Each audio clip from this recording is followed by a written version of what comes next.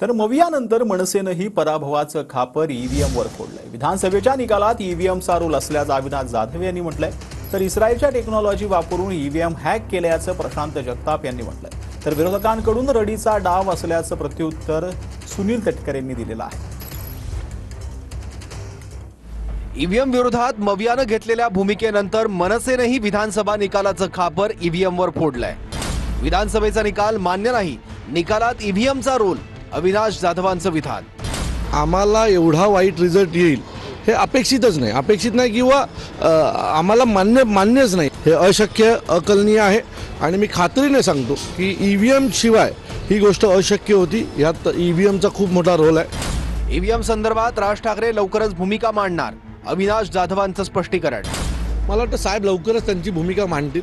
निवडणुकीच्या प्रचाराच्या दरम्यान कुठेही भारतीय जनता पक्षाची लाट दिसत नव्हती, उलट भारतीय जनता पक्षाच्या विरोधात एक लाट आहे असं वाटत होतं आणि निर्णयानंतर असं झालं की हे सगळं खोटं होतं, हे दाखवलेलं होतं।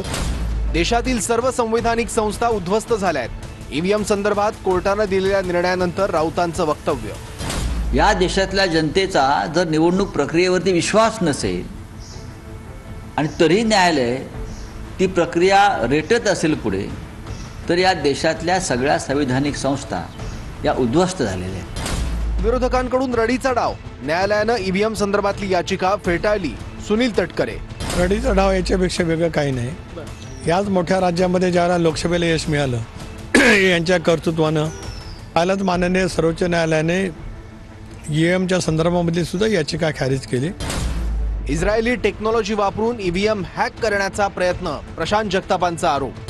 भाजपच्या संबंधित जे एक नका व्यक्ती आहे ज्यांनी मधल्या काळामध्ये आमदारांना दुसऱ्या पक्षातून फोडून गुवाहाटी सुरतपर्यंतचा प्रवास घडवला होता, त्यांच्या माध्यमातून इस्रायली टेक्नॉलॉजी वापर करून अशा प्रकारच्या ईव्हीएम हॅक करण्याचा प्रयत्न करण्यात आलेला आहे। ईव्हीएम संदर्भात राज्यभरातून तक्रारी येत आहेत, कुठेतरी पाणी मुरतंय, अंबादास दानवे।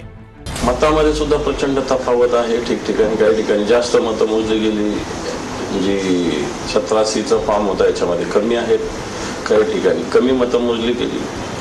आणि या सगळ्या गोष्टीचा जर विचार केला तर कुठेतरी पाणी मुरतंय, ईव्हीएम मध्ये पाणी मुरतंय हे स्पष्ट होतंय। ईव्हीएम मध्ये 0% पारदर्शकता, बॅलेट पेपरवर निवडणुका घेतल्या पाहिजे, बच्चू कडू।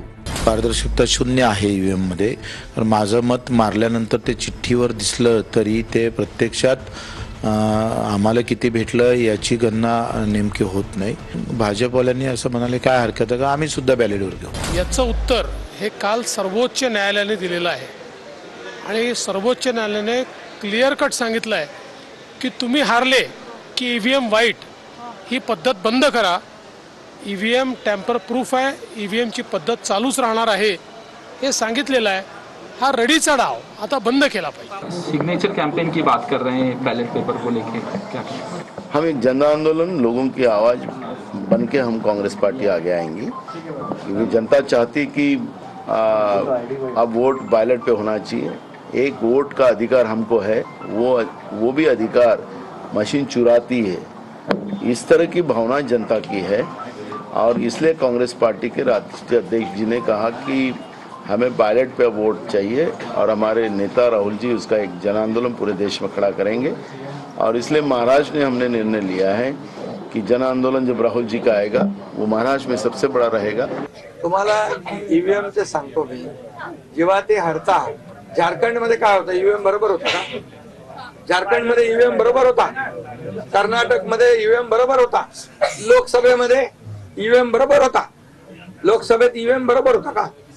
आता हरल्यावर तुम्ही रडीचा डाव काय खेळताय? सुप्रीम कोर्ट असं म्हणालं की प्रत्येक वेळेस निवडणुकीमध्ये ज्यांचा पराभव होतो तो पराभव ईव्हीएमच्या माथी मारला जातो आणि यश आलं की मग ईव्हीएम चांगलं। आता मागे पण आमच्या लोकसभेच्या निवडणुकीच्या निमित्तानं महाराष्ट्रात महायुतीचा अतिशय खराब परफॉर्मन्स पण पाहिला, परंतु आम्ही त्याला ईव्हीएमचा दोष दिलेला नाही। ईव्हीएम काय आज नाही, वर्षानुवर्ष ईव्हीएम चाललेलं आहे।